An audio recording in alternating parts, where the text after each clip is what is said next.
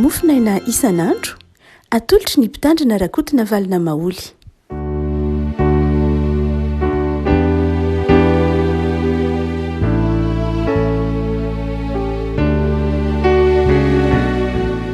Falmirahaba tsika riavako tratry dia alakamisy fa 9 ny volana oktobra ity ny mofinaina izay voalahatra ho antsika dia ny boky Malakipa aminany. Malaky toko fahatelo andininy fahafito ka hatramin'ny andininy faha-12. Malaky toko fahatelo andininy fahafito ka hatramin'ny faha-12 amin'ny anaran'i Jesoa. Hatramin'ny andro nilazanareo dia efa niala tamin'ny didika ianareo ka tsy nitandrina azy. Miverena amiko dia mba hiverinao aminareo kosa aho Jehovah tompon'ny maro. Nefa hoy ianareo, ahoana ary no fiverinay? Handroban'Andriamanitra va ny olona no mandroba ianareo? Nefa hoy ianareo, amin'inona moa no androbanay ianao? Amin'ny fahafolokarena sy ny fanatitra. Vaozina amin'ny ozona ianareo, nefa izaho no robainareo. Dia izao ianareo rehetra iray firenena izao. Entonareo ny fahafolokarena rehetra ao amin'ny trano firaketako, mba hasikanina ao an-tranoko. Ary izaho toetra amin'izany aho Jehovah tompon'ny maro. Raha tsy voako ny varavaran'ny lanitra ho anareo ka ampidiniko fitahiana mananambiampy ho anareo, ary asiako teny mafy ny valala noho ny aminareo, ka tsy hanimba ny vokatry ny tany intsony ireny na dia ka dia ahavoanimbo ny voalobokareo any an-tsaha ho Jehovah tompon'ny maro. Ary ianareo ataon'ny firenena rehetra hoe sambatra fa ho tany mahafinaritra ianareo Jehovah tompon'ny maro. Ray Masino, manomasinanay amin'ny fahamarinana. Ny teninao ny fahamarinana. Amen. Isan'ny mampisy adevitra be eo amin'ny samy kristianina ny momba ny fahafolokarena ry havako. Ny doktrinina ny fahafolokarena dia idikevitra be mihitsy. Mety ve sa tsy mety ny manao fahafolokarena? Mifanaraka sa tsy mifanaraka amin'ny soratra masina amin'ny fahafolokarena? Tokony atao sa tsy tokony atao amin'ny fahafolokarena? Be dia be ny fanontaniana mipetraka efa hatramin'ny elo. Ary dia afaka manarangarana kely ny amin'izany trika amin'ity boky Malaky ity, toko fahatelo ity momba ny fahafolokarena. Raha toa ka jerena amin'ny fomba fijery reforme dia tsy zava-dehibe akory ny fahafolokarena. Ny antony dia tsika moa resy lahatra mihitsy amin'ny fampianarana reforme, fa izay fampianarana efa nisy tao amin'ny fiangonana, izay toe-tsaina misy ao amin'ny fiarahamonina, ka tsy mifanaraka amin'ny soratra masina ary ny soratra masina manontolo dia tsy ekeny ny reforme. Ny fiangonana protestanta reforme resahantsika hafa ny fiangonana evangelika. Ny fiangonana evangelika tsinona araka ny resahantsika vaomaly dia hoe inona no lazain'ilay soratra masina dia eto misy hoe misy fahafolokarena voasoratra ao io dia atao zany ilay fahafolokarena satria raisina ara-baky teny io. Fa ho an'ny fiangonana reforme kosa tsy izay. Ho an'ny reforme dia izao, ny fahafolokarena tsarainy amin'ny soratra masina manontolo. Ary rehefa tsarainy amin'ny soratra masina manontolo izy dia ara-tsoratra masina ny testamenta taloha fa tsy ara-tsoratra masina ny testamenta vaovao. Ary rehefa tsy ara-tsoratra masina ny testamenta vaovao dia tsy ara-tsoratra masina hoy ny reforme. Jesoa nandray mandehara dia tsy nampirisika ny fandroavana fahafolokarena. Petera, Jaona, i Paoly dia samy tsisy ny resaka ny fahafolokarena. Paoly nanao fanangonam-bola hitantsika amin'ny taratasy ho an'ny Koritianina. Petera sy Jaona samy resaka vola ao amin'ny epistiliny. Timoty koa aza ho an-taratasy ho an'ny Timoty fa izao tsy misy resaka fahafolokarena ao amin'ny testamenta vaovao. Noho izany dia hoy ny protestanta reforme hoe tsy ara-tsoratra masina ny fahafolokarena. Raha somary miantsory manondratra tselitsika ka mijery ny fahafolokarena ny amin'ny testamenta taloha dia mazava ho azy ao amin'ny boky Nomery toko 7:10, Deutéronomie toko 4:10, manomboka amin'ny dininy 2:20 amin'ny Deutéronomie zany mipakana haty amin'ny dininy 9:20 miresaka momba ny fahafolokarena. Ny fahafolokarena marina loatra fa taloha nanomezan'Andriamanitra ny lalàna dia efa nisy ny fahafolokarena. fa tonga lalàna izy, ary rehefa tonga lalàna izy dia zavatra tsy maintsy natao, zavatra hono amy teny frantsay hoe obligatoire ny fahafolokarena tao an-jiosy, tena lalàna mihitsy. Raha ohatra ka jerena tam'izany fotoana zany atao ataontsika hoe any amin'ny androndro mosesy dia mety hahatratra ny 5,20 vola niodina tao amin'ny tempoly, tao amin'ny fiarahamonina de vokatry ny fahafolokarena. Nentin'io tamin'ny fahafolokarena zavatra tsy maintsy natao zany, ary na faly na tsy faly de tsy maintsy natao ny fahafolokarena, na manana na tsy manana tsy maintsy natao ny fahafolokarena, lalàna velona io.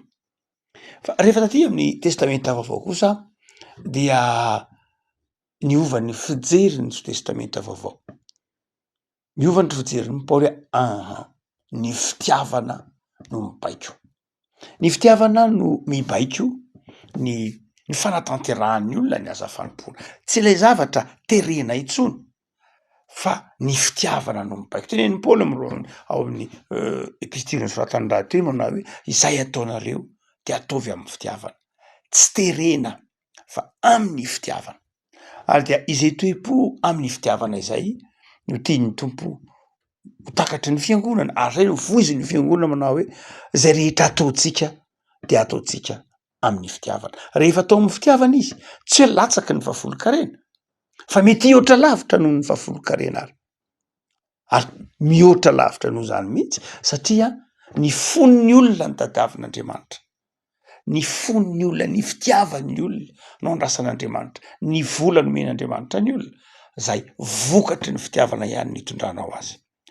Amin'ity valaky toko fahatelo eny hatrany toko faharoa aza moa dia tahaka ny niresaka tamy zanak'Israely Andriamanitra efa 100 taona aty aorianany miverina avy any amin'ny fahababona zanak'Israely, efa 100 taona avy any amin'ny fahababona zany izy eo amin'ny 100 taona eo aroa tena babona no soratana ny boky Malaky no naminany Malaky, fa tsy de nanova inona loatra tamy zanak'Israely ny fahababona. Efa nikapohan'Andriamanitra 70 taona izy fa izao babo, fa zao tsy de nanova inona loatra tao amin'ny fiainany ny fahababona. Hitantsika amin'ny boky Agai fa izao variana nanao ny tranony tsy niraraha ny tranon'Andriamanitra izy.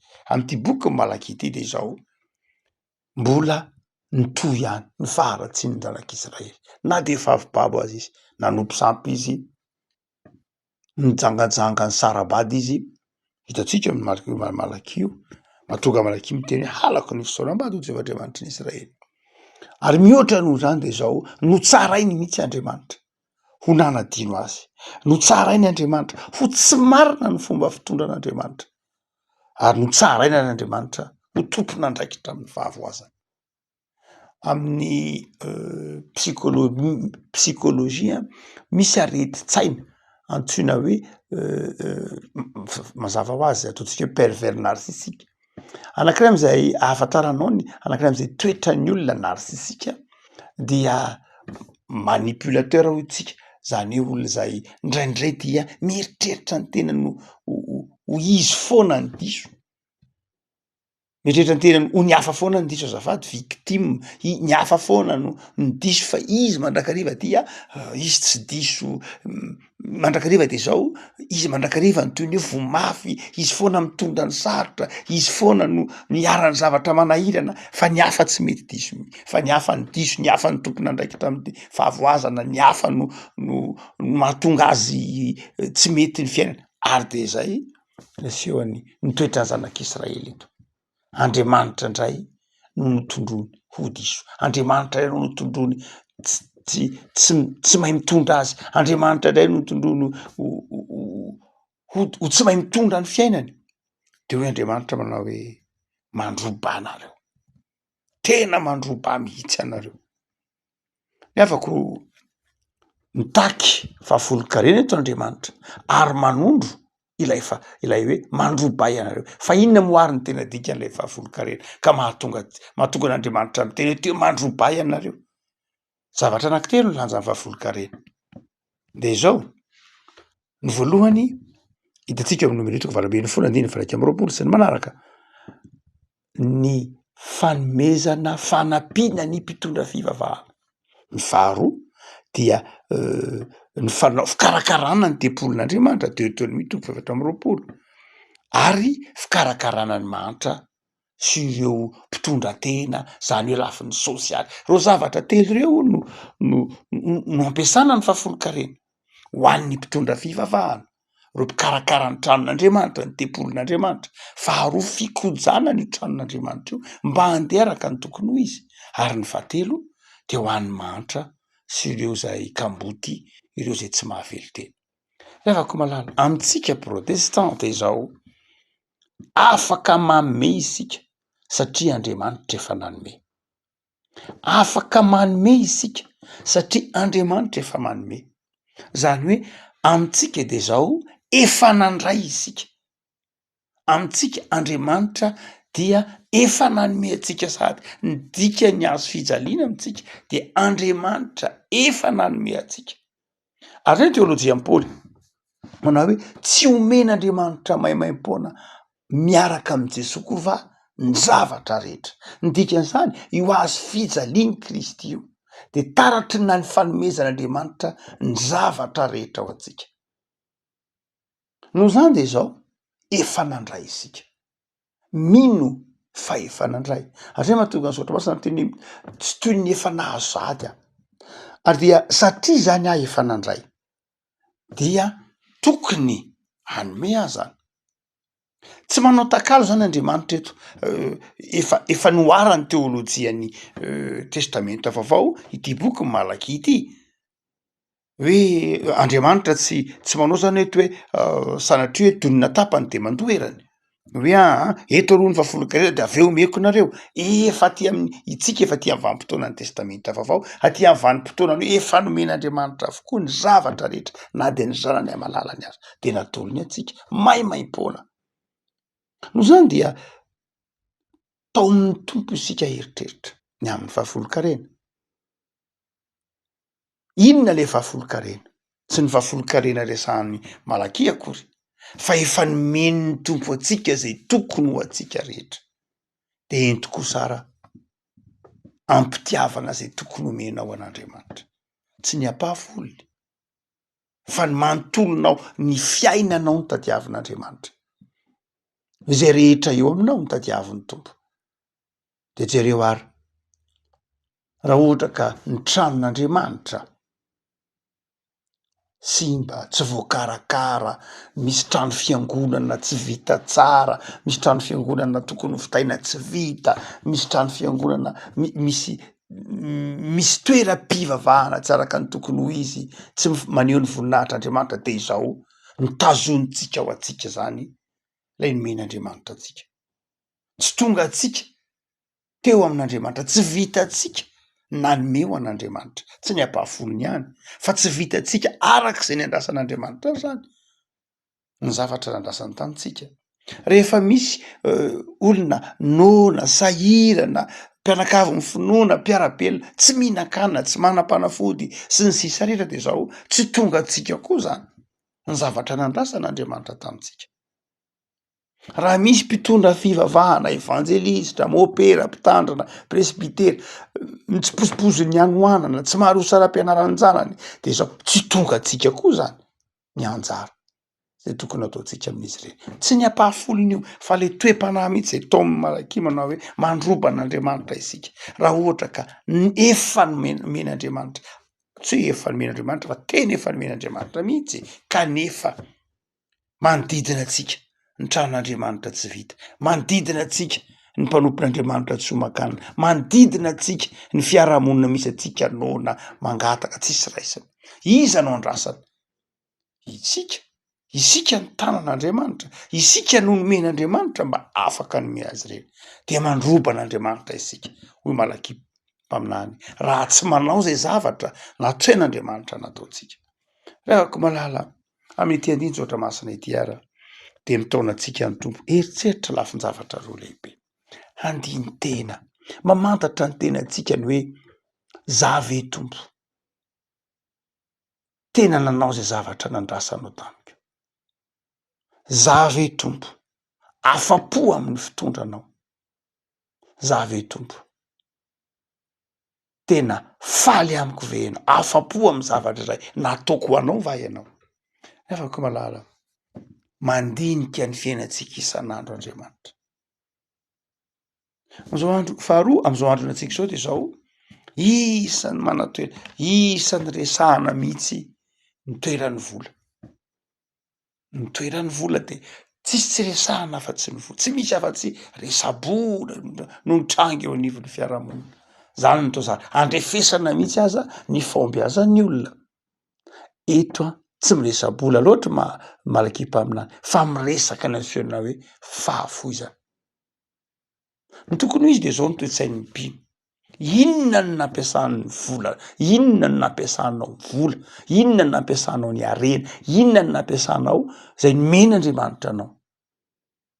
Fa ny mitranga ankehitriny de zao, lasa inona ianao nanaovan'ny vola azy? Tsy hoe lasa inona ny vola tamy nampiasanao azy? Lasa nanaovana asa soa ve le vola? Lasa nanaovana karakarana ny tempolin'Andriamanitra, karakarana ny mantra, karakarana ny andavanandron'ny olona, tonga saram-pianaran'ny ankizy, tonga fikojanan'ny fiainanao isan'andro. Amitsika protestant de zao tsy ratsy mihitsy ny manan-karena, tokony hazava-tsara zany. Amitsika protestant tsy manana olana amin'ny fifandraisany amin'ny harena sy ny vola ny protestant.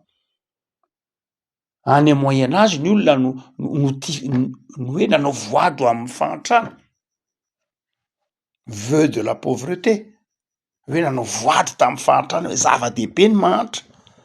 Tamin'ny fotoan'andro ny 12e siècle, 13e siècle, fantatsika tsara fa nisy reo moine mpangataka be dehibe hoe zava-dehibe zany fahantrana zany. Isan'ny andrefesana ny fiainam-panahy mitoetra tsara ny fahantrana, fa ny protestant tsy nanao an'izany ry Calvin. Mifanohitra am'izany ny fijerin'ny Calvin hoe nomen'Andriamanitra ianao mba hahafahanao manome ho an'ny hafa. Mila miasa ianao mba hahafahanao manome ho an'ny hafa, mba hanomezanao zay tsy mihinana.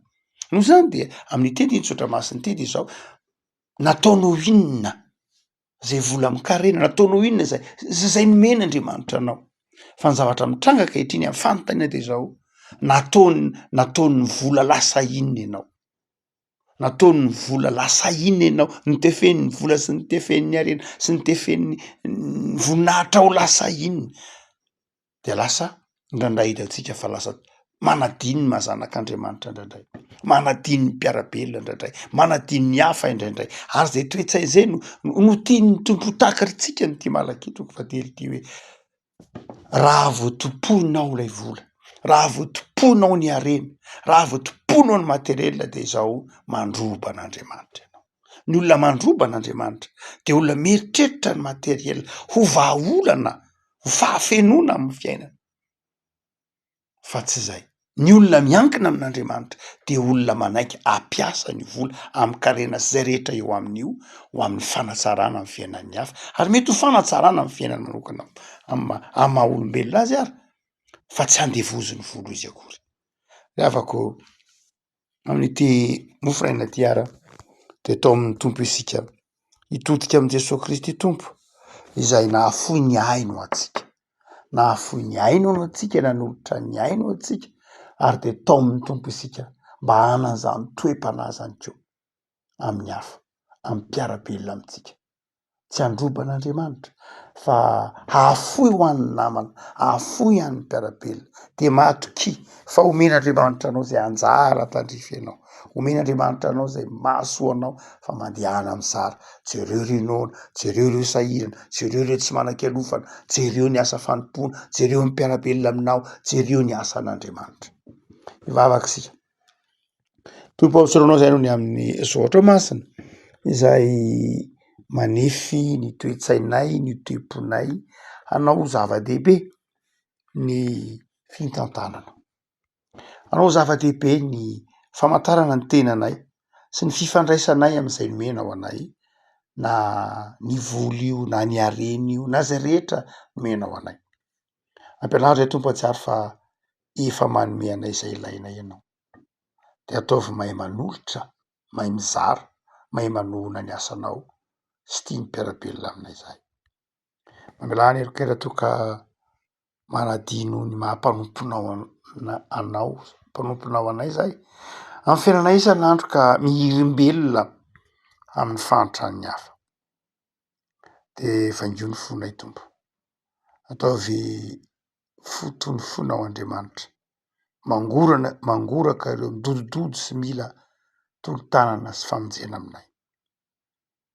De vaingo ny tanindrazanay, vaingo ny fonay Tompo, vaingo ny fony malagasy rehetra nahafahalemem-panahy, ary dia taio ny tanindrazanay manam-pireno ny tompon'andraikitra isan-tokony isan-karazany, fiangonanao, ny mpihetsiketsika rehetra eo anivon'ny tanindrazanay mba hitondra fiadanana sy fifaliana zay rehetra fanelanelana natao ato sy aro.